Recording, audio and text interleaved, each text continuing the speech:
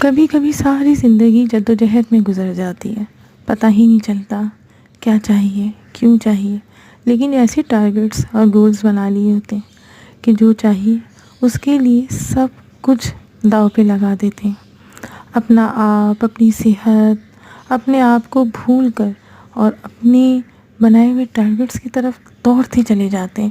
اتنی بلندی چاہیے ہوتی، اتنی بلندی چاہیے ہوتی ہے، اس بلندی کی طرف گامزن ہوتے ہوئے سوچتے ہی نہیں کہ بلندی پہ پہنچ کے کہیں تنہا اور اکیلے تو نہیں ہوں گے۔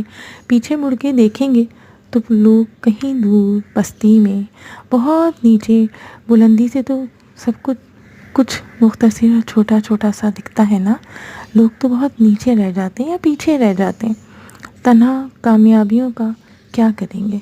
یقین جانیے وقتی خوشیوں کے لیے ہم بہت کچھ کھو دیتے ہیں، وقتی نفع کے لیے ہم بہت کچھ گنوا دیتے ہیں، لیکن اگر ہم چھوٹی چھوٹی خوشیوں میں خوش رہنا سیکھ لیں، اپنے چھوٹے چھوٹے پرمسرت لمحات کو ہم سیلیبریٹ کر لیا کریں مسکرا کے اپنے رشتوں کے ساتھ، تو شاید ہم کبھی تنہائی کا شکار نہ ہوں۔